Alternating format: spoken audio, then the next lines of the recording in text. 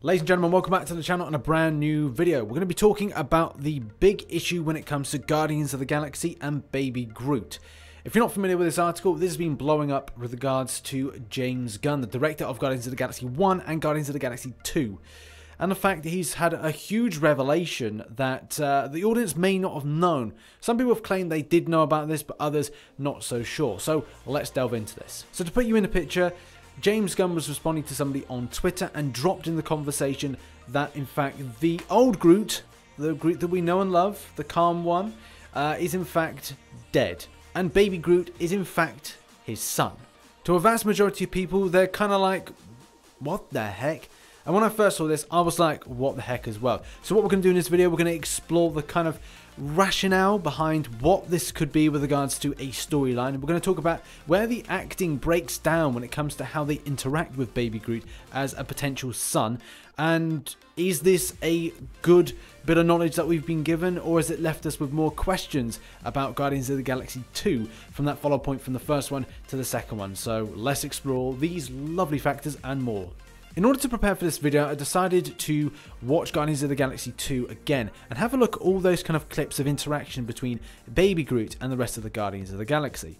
With regards to the motivation, with regards to the acting side of things towards, say, hey, your father's just died, we're tending for you as a son, you are our adopted son. I didn't really get that. That wasn't really there. It didn't seem that the actors were motivated to that.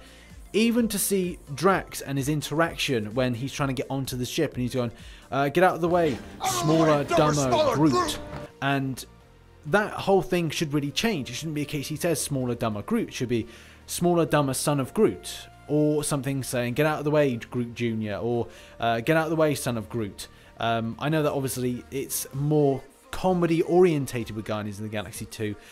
But the way and the motivation is not there from any other Guardians to Baby Groot as being the son of the previous Groot.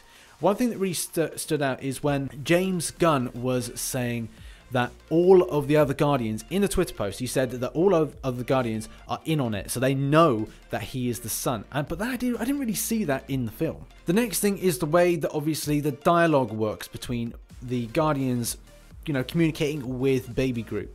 And obviously at the end of the film we see him as a teenager Groot in the cutscenes, and it's not really there to say like, oh, if your father was still here today, what would he think of what you're doing? You know, there would be none of that, and that would have been something that obviously would be pretty obvious to us as an audience, going, hey, that kind of implies that he's the son of Groot.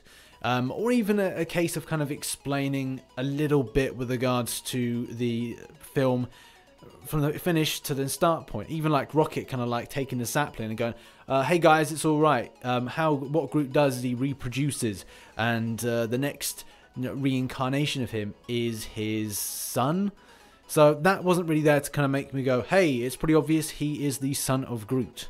Now at this point you're probably going like, well, this seems like obviously James Gunn had this kind of like idea to do this, and it didn't really kind of explain out to the audience what he was trying to do. They didn't make it completely obvious, or you're thinking that I've completely lost the plot and I'm being completely critical. Either way, now let's try and see if we can rationale that with regards to putting a new spin on the comic book side of things and also looking at the science, because there's a bit of science to this. Okay, so here's where the science comes into it, and I know this is going to be Earth-based science, so it's difficult to kind of relate this to a cosmic being. But it's really understanding where James Gunn has got his logic from when it comes to applying the replantation, the reproduction of Groot in order to make Baby Groot, and the whole aspect of how that works. What James is really implying, I think, is that the transfer of DNA from one to another is different, so therefore it applies it's being a child as opposed to a reproduction or a rejuvenation. When it comes to the science and as well as trees, we could look at things like coppicing and pollarding, and obviously links to a lot of these things are in the description to kind of give you an idea. But how that really is helpful is not really. I'm trying to really rationale a situation that does look on the face of it really darn difficult. But there is one catch when it comes to a previous Groot that we know about that has journeyed to Earth. So maybe it has much more knowledge, and in fact the Groot that we see in the film is not the same Groot as what we'd expect to be in there, and this will require some explaining, so I'll go into this in a minute. Okay, so let's get an idea about Groot. First of all, the first time we see a Groot of any kind is when we have the Tales to Astonish. And we get this kind of massive floral colossus that we see here. In the game Marvel Contest of Champions, which I play, they have done a King Groot. And that is more kind of representation of a Groot like this. But when it comes to, say, a comparison with James Gunn's motivation and this, there are kind of similarities. Groot comes to Earth in order to kind of learn a lot about Earth's culture and stuff like that, but instead just like runs completely mayhem and destroys stuff. But when it comes to the Groot that we see in Guardians of the Galaxy, it is and does seem like a different Groot. You could say they can, if you compare them across and go, hey, well, what if this Groot, which say survived this tale and then continued on, was the same kind of Groot it was based on, as opposed to a Guardians of the Galaxy Groot? Either way, I don't think that's a logical thing, and I'm really trying to find a strong argument point for what James has done with regards to source material, because it seems that he's come up with something completely new. My final thoughts on this situation, man, I've got a lot of thoughts in it, so let's kind of like track back. When it's the first point, how did Rocket Raccoon know to pick up that one piece of Groot and plant it? The same thing that could be, okay, we'll pick up multiple bits of Groot, we'll put them in plant pots, and then he'd grow. Is that a case of that's loads of sons and maybe daughters? A male kind of like genealogy is strong, and it has to be only one chance of a carbon copy of Groot. Like, how is that explained? The other thing is the acting side of things. The way that they act towards Baby Groot is a case, it's like, it's just another Groot. It's not a case that they, unless all get together and say, hey, do you know what? It's going to be traumatizing to tell Baby Groot how gruesomely its father died. We're going to now not mention it at all. That, I think, for me, fell a little bit flat and makes me think about the film in a different way. And if James Gunn is coming up with an original idea with regards to the regenerative...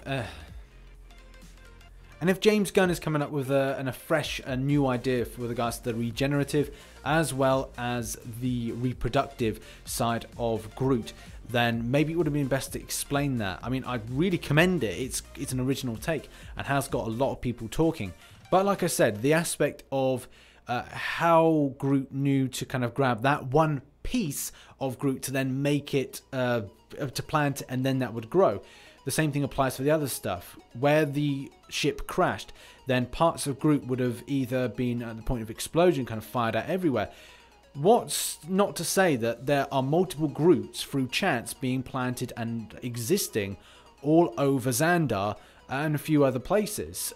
Is that a case as well on Xandar when he got his arms chopped off, that if a piece of him then fell into something like a piece of Earth and therefore was planted, that it could be a case that again, another Groot, and all those would be children of Groot, as opposed to being just one conscious mind of Groot. There's a lot of things that I think still need explaining with that. Well, I thought it was a very transparent film. Now I have a lot more questions. And at the same time, how do they then go on from here? Do they explain things in a third film to the teenager Groot, or even Infinity Wars to the teenager Groot? Hey, you know, we thought we'd have this talk with you. Your father died in an explosion. And how they would react to that. Will they end up telling him? There's a lot of questions that I have, and at the same time I now throw this over to you. What are your thoughts on the subject? Do you like the fact that you've just know that the baby Groot is in fact the son of Groot? Or do you think, hey, that's absolutely fine, I like that original take? Let me know in the comment section below and we'll put it up for discussion. So that's been a video. If you enjoyed it, hit that like button and subscribe for more Marvel based content, and obviously have your say on this new revelation in the comment section. I've been RichTheMan, and I shall catch you on the flip side. Bye bye for now.